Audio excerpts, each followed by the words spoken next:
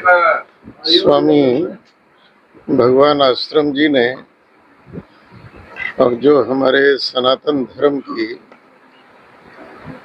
सारभूत पुरातन परंपरा है, उस परंपरा में रहकर अपने गृहस्थ धर्म के समस्त कर्तव्यों को पूर्ण कर और अंत में जो संन्यास ग्रहण किया, तो ये हमारी प्राचीन ऋषि महर्षियों की परंपरा रही है, संस्कृति रही है। और मैं देख रहा हूँ कि जब से आपने संन्यास ग्रहण किया है, तो उस संन्यास परंपरा का यथोचित पालन आपके द्वारा हो रहा है। और आज 1 वर्ष हो गया, तो इनका आज प्रकाश उत्सव है। संन्यास में जिस दिन संन्यास लिया जाता है, उसी दिन सन्यासी का जन्म कह लो, उसको प्रकाश उत्सव के रूप में मनाया जाता है। तो आज इनका प्रकाश उत्सव था और उन्होंने एक अच्छी श्रेष्ठ परंपरा को जन्म दिया है। और उसका परिणाम यह भी आ रहा है कि यहाँ जैसा अभी आदरणीय महादेव आश्रम जी ने बताया कि कई लोग वह भी इस मार्ग पर चलने के लिए प्रेरित हो रहे हैं, क्योंकि जीवन में केवल इन संसार की व्याधियों में ही उलझे रहना यही जीवन नहीं है। जीवन में कुछ और है जिसकी खोज करनी चाहिए, और उस खोज का नाम ही संन्यास है। तो काफी लोग ये प्रेरणा मिले और भगवान आश्रम जी इसी प्रकार से संन्यास धर्म का पालन करते रहे, समाज सेवा में लगे रहे और स्वयं तो भक्ति मार्ग पर लगी गए हैं, जन समाज को भी भक्ति के मार्ग पर लगाए रखें, ऐसी हम उनसे करते हैं। गुरु जी, आजकल देखा जा रहा है संस्कारों की बहुत कमी आ रही है समाज में। संस्कार जो पहले थे वो देखने को नहीं मिलते, तो इस कमी को क्या आप किस तरह देखते हैं? ये जरूर चिंता की बात है कि भौतिकता के इस युग में कहीं ना कहीं संस्कार क्षीण हो रहे हैं और एक अंधी दौड़ की ओर मनुष्य जा रहा है।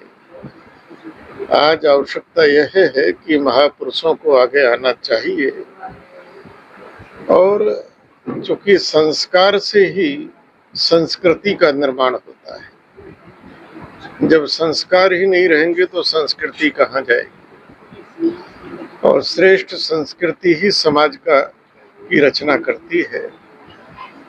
तो संस्कार ही एक ऐसी चीज है जो मनुष्य और पशुओं में भेद करती है। तो आज के युग में जो है निर्माणों के इस पावन युग में हम चरित्र निर्माण न भूलें। तो संस्कार जो है वो चरित्र का निर्माण करते हैं, और चरित्र ही एक ऐसी पूंजी है जो मनुष्य को मनुष्य बनाती है, श्रेष्ठ बनाती है, महान बनाती है। तो जो संस्कारों का क्षरण हो रहा है उसको रोकने की आवश्यकता है, और संस्कार ही जीवन मूल्य फिर से स्थापित करने की आज आवश्यकता है। इसके लिए क्या कदम उठाने चाहिए? इससे देख रहे हैं, उन्होंने कहा कि जो हमारे महापुरुष हैं, साधु संत हैं, तो जीवन में संतों के प्रति समाज का लगाव बढ़ना चाहिए। एक कमी समाज में आ गई है, कहीं ना कहीं जो प्रोफेशनल लोग हैं, जिन्होंने धर्म, आध्यात्म, कथा, सत्संग, प्रवचन, इनको एक व्यवसाय का रूप दे दिया है। तो ऐसे लोगों से आज आवश्यकता यह है कि हम समाज को बचाएं, और समाज सही अर्थों में ये जाने कि वास्तव में धर्मगुरु कौन है, महापुरुष कौन है। क्योंकि धर्म ये कोई व्यवसाय की चीज़ नहीं होता, मैनेजमेंट की चीज़ नहीं होता है।